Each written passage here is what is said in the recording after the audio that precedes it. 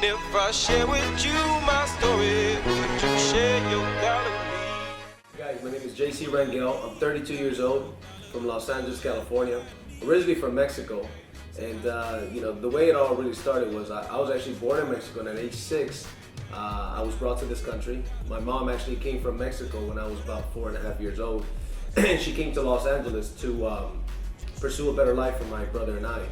And she worked for about a year and a half, then was able to bring my brother and I, save up enough money to bring my brother and I to this country. The first time that I remember, it was my grandma that brought us to this country, and she tells me the stories now. And the first time that we attempted to come to this country, we were unsuccessful. I just like to say that. But then, the happiest day in my life, next to my son being born, was the day that I was reunited with my mom.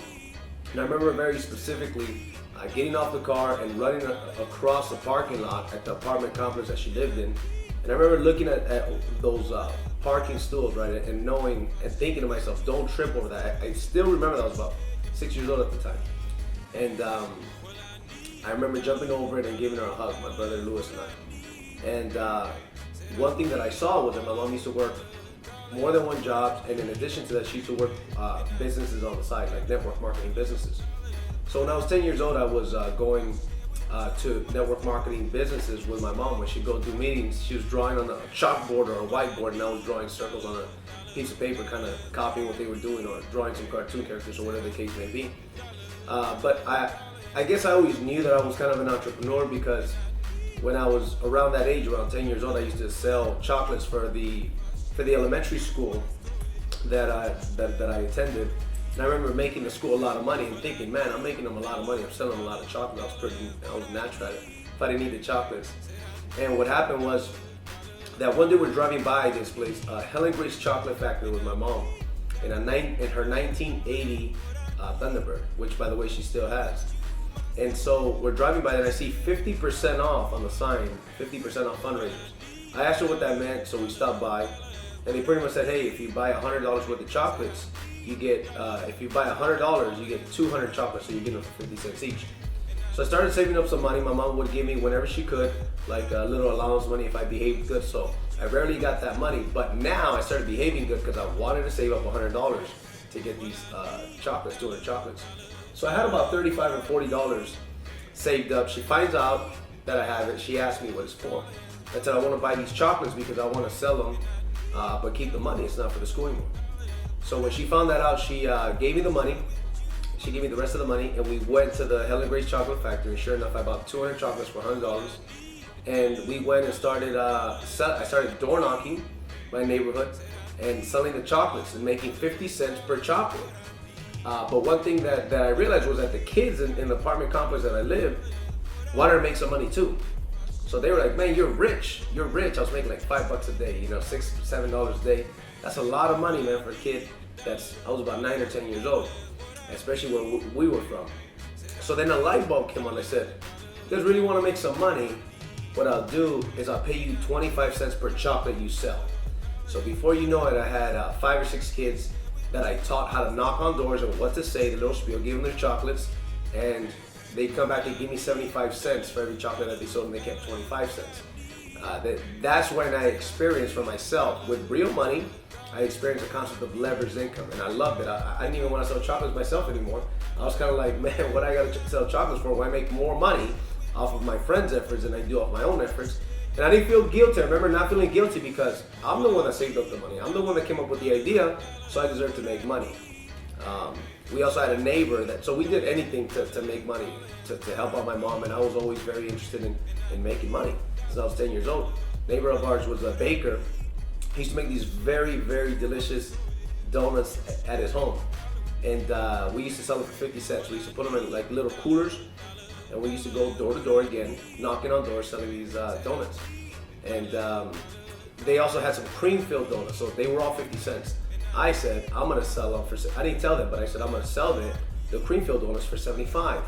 So I'm knocking on doors, selling them, and then I'm making an extra quarter on those cream-filled donuts. I think we got paid like $2.50 per every box that we sold. And so when they found out, they're like, you got more money. I said, well, I got more money because I sold the cream-filled donuts for 25 cents. So those are my 25 cents in addition to my $2.50 that you owe me. And I remember him and his aunt trying to tell me that they were not gonna pay me the 25 cents extra. I said, no. You and I have a deal, $2.50 for me selling it. Whatever I sell it over is my money, give me my money. And I was very serious, and I was that kid that you didn't want to get me angry. I didn't take no for an answer. And so I really remember those stories because they're very near and dear to me. And so when I was introduced to network marketing for the first time when I was 18 years old, once again, here's the concept of leverage. Here's also a business that I've seen my mom over the years work. She worked Mary Kay, she worked Herbalife, she sold Avon, Royal Prestige, air filters, all kinds of stuff. So they introduced it to me and I said, hey, this is the real deal. Leverage income, residual income, getting paid off the efforts of other people. I'm with it. And I remember at 18 years old writing down, retired mom, on or before age of 30. And I remember writing it down specifically because I saw a vehicle. See, I was never motivated in school. I went to karate school more than I went to school, right? Because I had a passion for that. And so at 10 years old when I started martial arts, at 18 years old I won a world title. It took me 8 years, but I had a definite purpose. I didn't know I had a definite purpose. I didn't know what a definite purpose was, but now looking back I know what it was. And so that was what I had a passion for. I never had a passion for school, but for network marketing, because I saw light at the end of the tunnel, because I enjoyed it, because I enjoyed the personal development, the person I was becoming, and I looked up to the people that were there, I had a passion for it. So the first goal was to make $10,000 a month. Back in 2001, that was what everybody talked about. The holy grail was to make $10,000 a month. And now the new holy grail is more like $100,000 a month. That's what everybody is really shooting for. A lot of things have changed since 2001, in my opinion. And so we started building my first network marketing company. Didn't do very well. Made $60 in my first 6 months. Okay, so that's an average of $10 a month. Second company, I paid $500 to get started with the company. I won't mention the name, but it starts with an A and it ends with an N, right? And so I paid $500 to get started with that company. Didn't make any money. And that was because of me, of course. Nothing to do with the company. Great companies, great leadership. It was just me. But the third company I got started with, I started making some money. I made $300 my first week. I got started on Tuesday. By Saturday, there was a Super Saturday with the #1 earner. I took 4 friends. 3 of them got started, made about $300 and some that weekend, and I was hooked. And I got to one of the top positions that everybody's striving for, and I was making $3-4 grand a month. And I got into the real estate business and the real estate boom.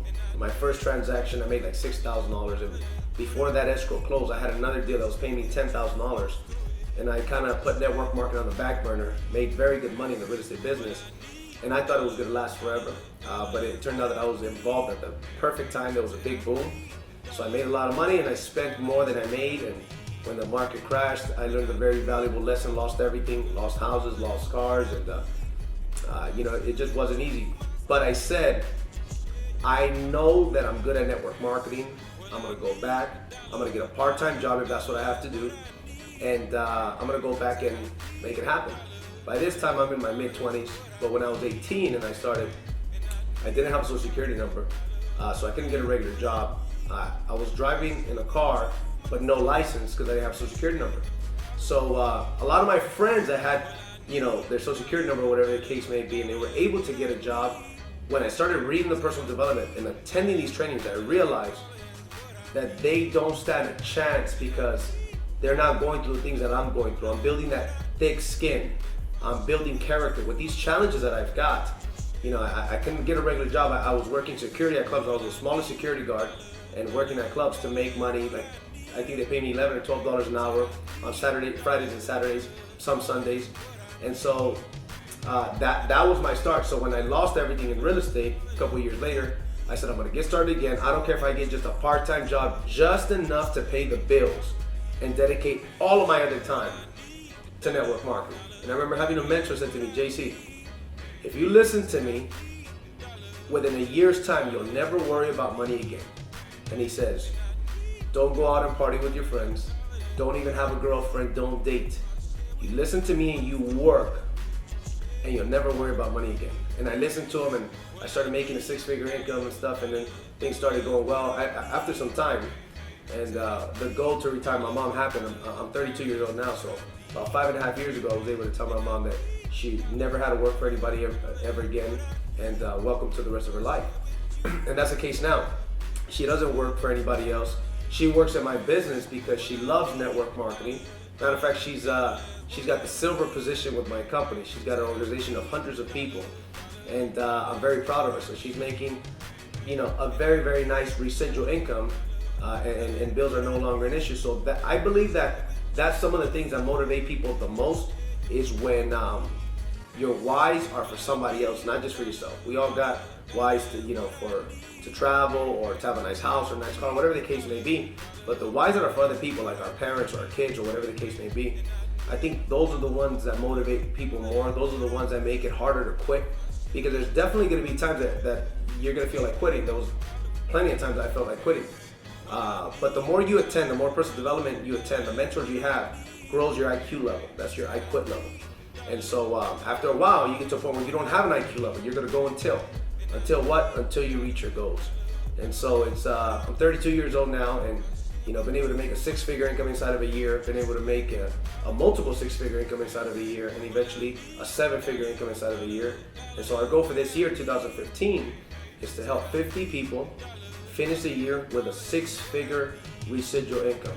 And we're more than on track to do that. So the goals are just gonna get bigger. We're very excited for the future. We're very blessed. And the only reason all of this happened is because we were just able to attract the right people. As a matter of fact, a lot of people that are significantly better than me. I feel I'm very lucky, and actually I feel I'm very blessed. So that's my story.